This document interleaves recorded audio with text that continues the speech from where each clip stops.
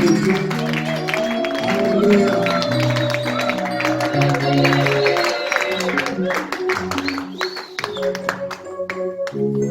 Alléluia. Amen. Que Dieu soit loué. Amen. Nous pouvons nous asseoir.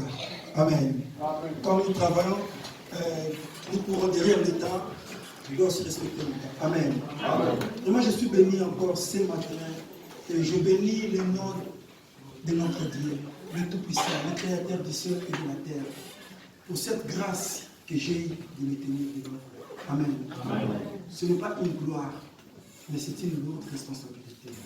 Parce que je vois les pères de famille, je vois le papa, les mamans, les enfants, et parler de la part de l'Éternel. Donc, j'aimerais bien que parler de la part de l'Éternel. Amen. Amen. Merci beaucoup, pasteur, pour la confiance. Nous vous remercions. De loin, nous sommes toujours ensemble. Amen. Que Dieu soit loué. Amen. Amen. Amen. Amen. Notre pensée de l'année, je vais commencer par là et de monter encore. C'est dans les livres. Tu peux les rappeler? Matthieu. Matthieu 5, combien? 48. Matthieu 5, 48. Ma pensée de l'année est là-bas. Qu'est-ce qu'il est dit là-bas? Continuez, maman, j'aime ça. Soyez parfaits comme notre Père ou notre Dieu est parfait. Amen. Amen. Soyons parfaits. Parce que je ne peux pas dire soyez. J'ai dit soyons parfaits comme notre Dieu est parfait. Nous allons commencer par là. Et les sous-thèmes que je vais exploiter ce matin, la maladie et la guérison d'Ézéchias. Amen. Amen. C'est ça notre sous-thème. La maladie et la guérison d'Ézéchias. Nous allons parcourir un peu la Bible et nous allons chuter, soyons parfaits comme notre Père est parfait. Amen. Amen. La maladie et la guérison d'Ézéchias. Lisons. Dans le livre d'Ésaïe, chapitre 38. Je vais travailler avec une personne qui peut nous aider à lire rapidement. Ésaïe, chapitre 38, le verset 1 jusqu'au verset 6. Quelqu'un de la salle peut nous aider à la lecture. Isaïe, chapitre 38. Qui peut nous aider? Oui, merci beaucoup, Papa Zacharie. Amen. En ce temps-là, Ézéchias fut malade à la mort. Le prophète Ésaïe, fils d'Amon, vint auprès de lui et lui dit, ainsi parle l'Éternel, donne tes ordres à ta maison, quand tu vas mourir et tu ne vivras plus. Ézéchias tourna son visage contre le mur et fit cette prière à l'Éternel. Ô Éternel, souviens-toi que j'ai marché devant ta face avec fidélité et intégrité. Alléluia. Et que j'ai fait ce qui est bien à tes yeux. Et Ézéchias se répandit d'abondante larmes. Ouais. Puis la parole de l'Éternel fut adressée à Ésaïe en ces mots. Va et dis à Ézéchias, ainsi parle l'Éternel, le Dieu de David, ton père. J'ai entendu ta prière, j'ai vu tes larmes. Voici, j'ajouterai à tes jours 15 années. Alléluia. Je te délivrerai, toi et cette ville, de la main du roi d'Assyrie. Je protégerai cette ville. Amen. Amen. Merci beaucoup, papa. Il y a un roi au nom d'Ézéchias. Ce roi Ézéchias fut malade. Je vais un peu faire la marche en arrière. Le roi Ézéchias était le roi de Juda. Amen. Il était roi de Juda. Or, Israël était ensemble, 12 tribus d'Israël. Ils étaient ensemble. Mais pendant le règne de roi Salomon, après la mort, quand son fils Roboam prit le pouvoir, il y eut déjà des prophéties pour la division d'Israël. Dieu avait déjà parlé. Et cette parole ou cette prophétie devrait s'accomplir. Sous le règne de Roboam, ces jeunes gens, là c'est dans le livre des Rois. Des Rois, chapitre 18, le verset 1 à 16. Parce qu'on n'a pas le temps de lire, je vais juste expliquer. Roboam devint roi. Et la Bible dit, pendant que ces jeunes gens était devenu roi, qu'est-ce qui s'est passé? Il a eu la pensée d'abord de consulter le vieillard. Parce que le peuple était venu pour lui demander, roi, ton père nous a fait souffrir. Mais please, est-ce que tu peux alléger la lourde responsabilité que ton père nous a imposée? Le roi dit, ok, je vous ai compris. Et le roi Roboam alla maintenant vers les vieillards, les gens qui ont travaillé avec son père, leur demanda, que dois-je faire? Écoutez ce que le peuple me demande. Le vieillard dit, oui, ce peuple, ils ont raison. Allège-les la tâche. Il laissa le vieillard et alla consulter les jeunes gens, les amis de l'école, les amis auxquels ils ont grandi ensemble. Il leur dit, quel conseil pourriez-vous me donner? Et les jeunes gens leur disent, oh, il faut leur répondre. Ce qui papa a nyonga kibino une fois na doubler en mot, na tripler en mot. Et la Bible dit, Roboam se courba. Il alla dire au peuple, niet, vous allez continuer, moi je vais encore doubler ça. Et la Bible dit, la division était là. Et le royaume d'Israël était divisé maintenant en deux parties. Comme Dieu avait donné déjà la promesse à David, je garderai ton nom. Je garderai ton nom. Bien aimé, écoutez, la crainte de l'Éternel obligera à Dieu, à l'Éternel, de te faire une promesse qui subsistera. Amen. Comme il est écrit ceci, tout ce qui est dans le monde passera, mais la parole de Dieu ne passera jamais. Amen. Ça que Dieu dit, il accomplit toujours. Amen. Il a fait promesse à David. Il a dit ceci à David, je garderai ton nom. Quand la division était venue, Dieu, pour garder le nom de David, les deux tribus, tribu de Juda et tribu de Benjamin, et la demi-tribu de Manassé, et ils sont allés.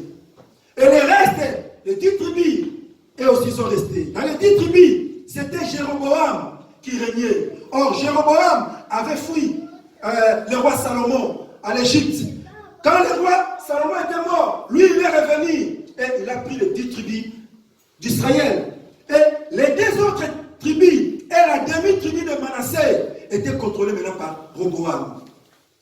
Pendant ce temps-là maintenant, Israël divisé. Et Ézéchias, lui, il est maintenant le petit-fils de David. Et il a pris maintenant le contrôle pour gérer Juda. Or, Juda était, donc la capitale de Juda était Jérusalem et celle d'Israël était Samarie. Amen. Là, c'est juste la compréhension. Il faut quand même aussi connaître l'histoire de la Bible. Comment l'histoire était passée. Maintenant, Ézéchias, quand il a pris les rênes, la Bible dit, le premier jour, il pensa de chercher la face de l'Éternel. Ézéchias résolut de chercher l'Éternel, de marcher selon la parole de Dieu, de faire rien que la volonté de Dieu. Et dans le livre des 2 rois, la Bible dit, quand il a pris le pouvoir, là nous sommes sur 2 rois chapitre 18, avant de retourner sur Ésaïe. 2 rois chapitre 18. 2 rois 18, le verset 1 à 7. 2 rois 18, Papa Zachary, aide-nous plus rapidement, 18, 1 à 7. Je lis au nom de Jésus. Amen. La 3e année d'Osée, fils d'Éla, roi d'Israël, Ézéchias, fils d'Akaz, roi de Juda, régna. Il avait 25 ans lorsqu'il devint roi, et il régna 29 ans à Jérusalem. Amen. Sa mère s'appelait Abi, fille de Zacharie. Il fit ce qui est droit aux yeux de l'Éternel, entièrement comme avait fait David, son père. Il fit disparaître les hauts lieux, brisa les statues, abattit les idoles, et mit en pièces les serpents d'airain, que Moïse avait fait, car les enfants d'Israël avaient jusqu'alors brûlé des parfums devant lui. On l'appelait Nehushta. Il mit sa confiance en l'Éternel, le Dieu d'Israël. Et parmi tous les rois de Juda qui vinrent après lui ou qui les précédèrent, il n'y en a eu point de semblable à lui. Amen. Il fit attacher à l'Éternel, il ne se détourna point de lui, il observa les commandements que l'Éternel avait prescrits à Moïse. Yes. Et l'Éternel fit avec Ézéchias, qui réussit dans toutes ses entreprises. Il se révolta contre le roi d'Assyrie et ne lui fit plus assujetti. Amen. Ézéchias devint roi. La Bible dit, à l'âge de 25 ans, cet homme devint roi. Et dans cette pensée, il y a toujours une pensée, je vais chercher l'Éternel. Parce que mon règne sans l'Éternel, et vous allez régner à Bamba, n'a qu'à échouer. Je dois chercher l'Éternel. Et la Bible dit, il a fait ce qui est bien à l'Éternel. Il a détruit les idoles. Les liens élevés où le peuple d'Israël allait offrir les sacrifices. Il a fait disparaître ça. Il dit non, en Juda, rien que l'Éternel qui va régner et non une autre personne. Et tous ces comportements qu'il a affichés, et maintenant dans les livres d'Ésaïe, la Bible dit, cet homme, Ézéchias, devait malade. Il devait malade. Bien aimé, je vais vous dire une chose. Ne croyez pas que parce que tu es en train de servir Dieu, que tu ne tomberas jamais malade. Non. Ne croyez pas que parce que tu viens à l'église, tu es censé toujours avoir de l'argent dans la poche. Non. Ne croyez pas parce que tu viens à l'église que toujours tu vas vivre la vie de rose. Amen. Non. Alléluia. Ézéchias, ce monsieur, il a crainte de l'Éternel. Mais la Bible dit, un jour, il est tombé malade. Et Dieu envoya son serviteur, Ésaïe. Il dit, Ésaïe, allez dans la maison du roi. Dis-lui qu'il donne les ordres dans sa maison. Parce qu'il va mourir. Alléluia. Oh, j'aime mon Dieu. Bien aimé, je vais te dire une chose. Avant de kufa, il faut que le moment Amen. Tala, okufa lokola moto nyonso te. Tala, avant de kufa, il faut bana na ba ke papa so daïda, ba petit, ne oti kala, il faut ba nzambe. Amen. Il faut la tika la boye ba nzambe. Amen. Il faut la tika ordre moko na ndako na nga. Pourquoi je dis cela? Le Dieu Tout-Puissant, connaissant que son serviteur devrait mourir, il dit, va, dis à mon serviteur qu'il donne les ordres dans sa maison. Dans la ceux qui ont confié des ordres dans la famille, bien aimé, ils ne pas mourir. Il faut boire un mot. Ce que vous avez papa, vous avez la bisika oyo. Ça la makasi ba no ba ibanzabe. Amen. Nemozawa. Comme vous le kufa, bana wana ba tika na ordre. Ce n'est pas que yo papa confie les lots des autres côtés de la famille. Oh, il y a qu'un à gauche, oh, il y a qu'un à droite. Non. Comme tu es un enfant de Dieu, tu as toujours une parole. Et la parole qui va sortir dans ta bouche, c'est une parole puissante. Et cette parole-là est comme une semence. Et cela va germer dans la vie de tes enfants. Le roi dit, Dieu dit au roi, donne les ordres dans la maison. Et la Bible dit, le prophète Esaïe est venu au petit roi. Il dit, roi, donne les ordres dans la maison. C'est Dieu qui m'envoie, tu vas mourir. Oh, je bénis Dieu. Tala, ndeko, yeba nzambo yozo sala. Amen. Oyebi soki oyebi nzambo yozo sala là. Yo moko ko défendre liboso nzambo. Amen. Ce n'est pas le pasteur Claude qui va le défendre devant Dieu. Non. Il n'est qu'un simple instrument. Esaïe dit au roi, donne les ordres. Et la Bible dit, Esaïe seulement, il a transmis le message. Laissez-moi vous dire, pasteur, transmet seulement le message de Dieu. Le reste du travail, c'est Dieu lui-même. Ce n'est pas que pasteur ou le cabinet, ça va le venir, n'a pas mis ça pour la garder dans pâté. Non. N'a pas eu ça, non, ça m'a dit. Esaïe, il a transmis rien que le message, comme Dieu lui a dit. Et la Bible dit, Esaïe retournant. Et je bénis Dieu. Et j'apprécie le comportement du roi Ézéchias. Cet homme, il craignait réellement Dieu. Quand le prophète lui donnait le message, il n'entra pas en contestation avec le roi. Non, bon, pas avec le prophète. On dit, prophète, tu vois, mais moi j'étais zélé, moi j'ai servi Dieu, comment cela peut se passer comme... Non.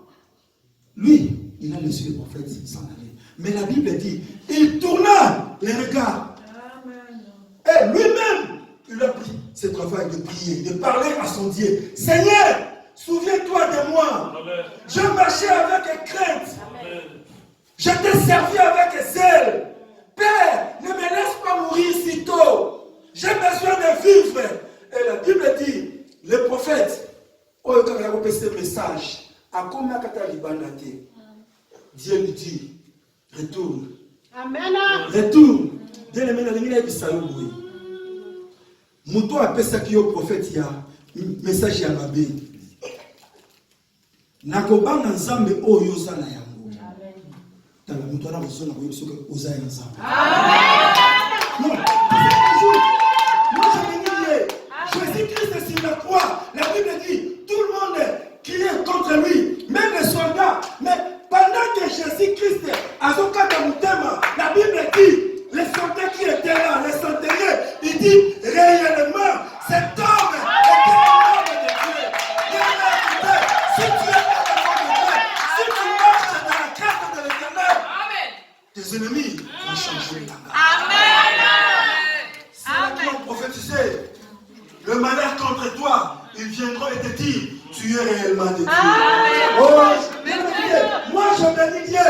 S'il y a des gens qui font des complots contre moi, moi je sais, je crains Dieu, j'obéis à ce Dieu. Je sais